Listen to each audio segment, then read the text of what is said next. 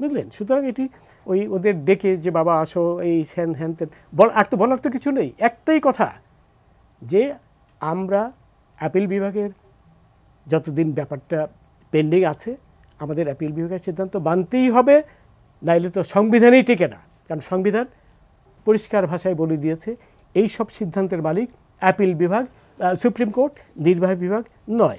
এখন সেই আপিল বিভাগ কি রায় দেবে সেটা তো আমি বলতে পারি না, কিন্তু সেই রায়কেই মেনে নিতে মানে রায় কি মানে কিরকম সুযোগটা আছে দেয়ার সেটা একটু ব্যাখ্যা করে দেন। সুযোগ অফুরন্ত সুযোগ 104-এ তো শোনেন এখানে একটি কথা যেটি আপনিও বলেছেন, ইনফ্যাক্ট রনিও বলেছে, যে সরকারও তো সেই কোটা পদ্ধতির আপনার সংস্কারই চায়, তাই না?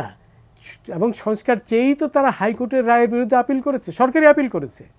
তার মানে সরকারেরই তো ইচ্ছা যে এটি এখানে সংস্কার আনা হোক।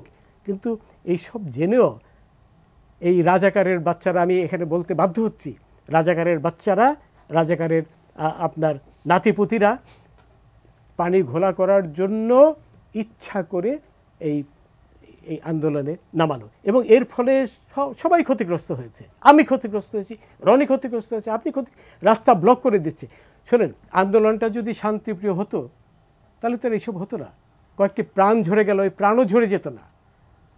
তারা রাস্তাঘাট বন্ধ করে দিয়েছে, আপনার সমস্ত মানুষের যারা আপনার শ্রমিকদের রুটি রুজির পথ বন্ধ করে দিয়েছে, রিক্সাওয়ালার রুটি রুজির পথ বন্ধ করে দিয়েছে।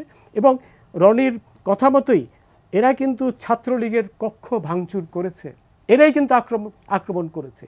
এবং আপনার এরা যে কথাটি বলা হলো যে তারা তাদের আবেগে লেগেছে বা তারা অপমানিত হয়েছে, আরে অপমানিত তারা তো নিজেরাই বলছে আমরা রাজাকার, সেখানে তাদের রাজাকার বললে তাদের অপমানিত হওয়ার কোনো কারণ নেই। অপমানিত তো হব আমরা মুক্তিযুদ্ধের পক্ষের লোকেরা, কারণ তারা আমাদের অপমান করেছে, মুক্তিযুদ্ধের বিরুদ্ধে কথা বলেছে, মুক্তিযোদ্ধাদের বিরুদ্ধে প্রকাশ্যে তারা কথা বলেছে। তাদের এই ধৃষ্টতা, বাংলার মাটিতে দাঁড়িয়ে তাদের এই ধৃষ্টতা আমরা ক্ষমা করতে করতে তাদের এই অবস্থায় নিয়ে গেছি যে তারা এখন মুক্তিযুদ্ধের বিরুদ্ধে এবং মুক্তিযোদ্ধাদের বিরুদ্ধে কথা বলার মতো ধৃষ্টতা করতে পারে। আমি দেখুন কালকের আপনার যে কথাটি, কালকে কি হতে পারে, মুক্তিযোদ্ধারা কিন্তু সংখ্যা এদের চেয়ে অনেক অনেক অনেক গুণ বেশি। গোটা দেশ অ্যাপার্ট ফ্রম আপনার সেই রাজাকারের সন্তান টন্তান যারা আছে, এরা ছাড়া সকলেই কিন্তু প্রত্যক্ষভাবে বা পরোক্ষভাবে মুক্তিযোদ্ধা। এদের সংখ্যা এত বেশি যে এরা যদি পথে নামতো তাহলে এই রাজাকারের বাচ্চারা তুলার মতো উড়ে যেত। কিন্তু এরা পথে নামেনি, কারণ পথে নামলে তো রায়ট হয়ে যেত। তারা ধৈর্য দেখিয়েছে। আপনার এদের ছাত্রলীগের কক্ষ ভাঙচুর করেছে, তারা কিন্তু চুপ করেছিল। তারা ইচ্ছা করলে কিন্তু এদের টুটি চেপে সব শেষ করে দিতে পারত, তারা কিছুই করেনি। একটাই কারণে যে একটা দেশে একটা এমন পরিস্থিতি সৃষ্টি হবে যেটি তারা কোনো।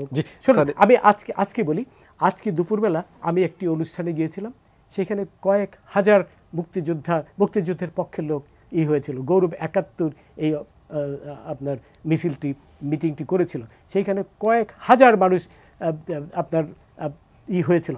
এরাও যদি নামতো এদের এই রাজাকার আলবদরদের বিরুদ্ধে, তাহলে রাজাকাররা পালিয়ে যাওয়ার পথ খুঁজে পেত না, যেটি নাকি আপনার হয়েছিল, ওই শাপলা চত্বর হয়েছিল। দেখুন আজকে আবার চরমোনাই একই কথা বলছে, বুঝলেন? তার থেকে অত্যন্ত পরিষ্কার